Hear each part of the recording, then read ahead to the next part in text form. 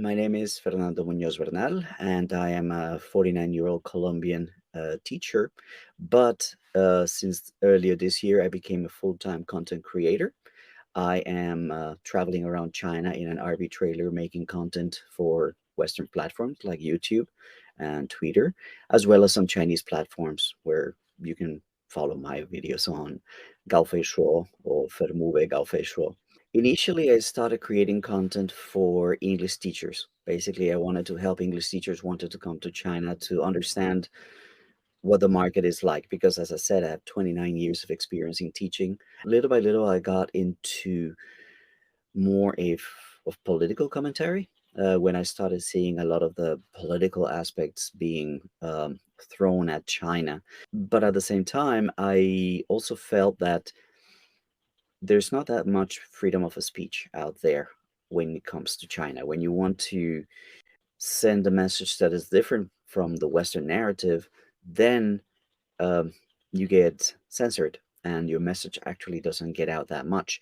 So I decided to start another channel, another kind of content that is only cultural, that is more about sharing what real people and real life in China is like. So that's what I'm doing right now. I mean, you don't cool down a conflict by calling for regime change, as we saw Joe Biden doing on a speech just 1 or 2 days ago. That doesn't cool down the situation. Um, Unfortunately, regime change is what America does. That's how they control the world. And the playbook is always been the same. They finance and they support some kind of color revolution somewhere around the world, Myanmar, Thailand. We saw it also in Hong Kong. And then they insert certain um,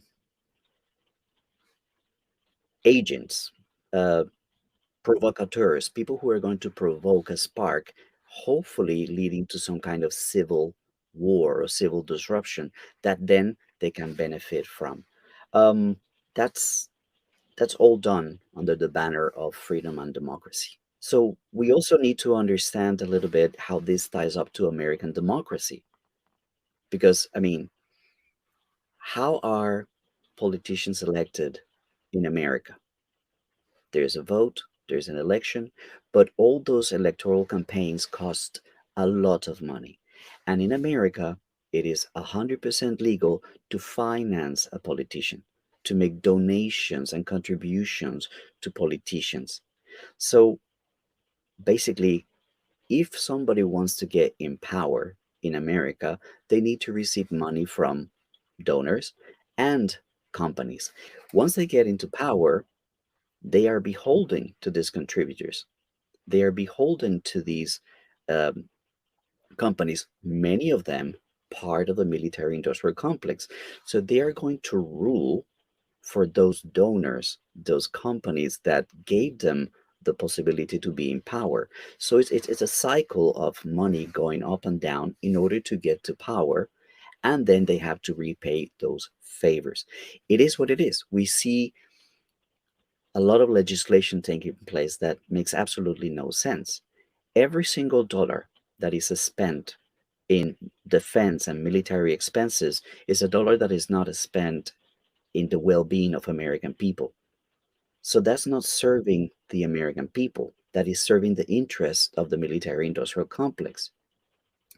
It's uh, it's really critical to stop and think that last election it cost $14 billion to elect Joe Biden. And if you think that your vote as an American is what actually ends up electing one candidate or the other, you are really fooling yourself. It is a system that elects whoever corporations want to elect. War creates hate, war creates resentment. Think about how do Afghani youth feel today about America? Do you think they embrace America? Or do they have negative feelings about America? How do you think the Yemeni people, how do you think the Syrian people feel about America?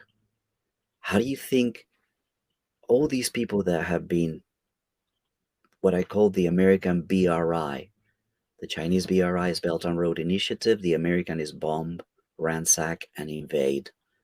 How do you think all these people that have been subjects to all this exploitation, abuse, and, and wars and destruction feel about America?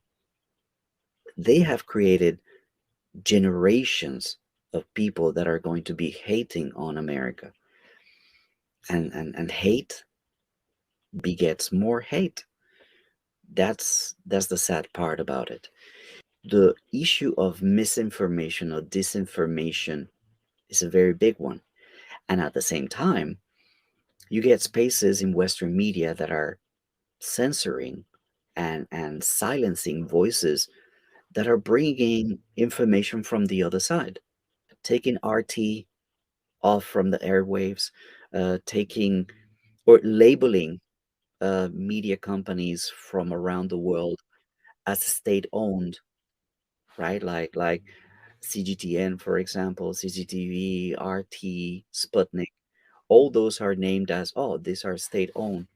So it makes you doubt what they're saying. But BBC, which is actually state owned and state financed, doesn't get that kind of label. We need to open our eyes. A lot of people don't question what they hear, don't question what they see, and they just are happy and content with putting a Ukrainian flag next to their handle.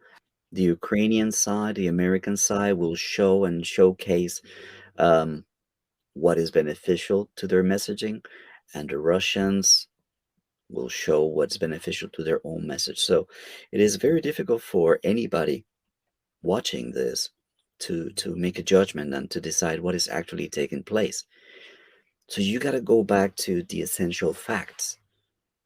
When America and the West are selling weapons and selling missiles and selling jets and selling, who's dying? It's not the Americans. It's not the Americans who are dying. It's the Ukrainians and the Russians.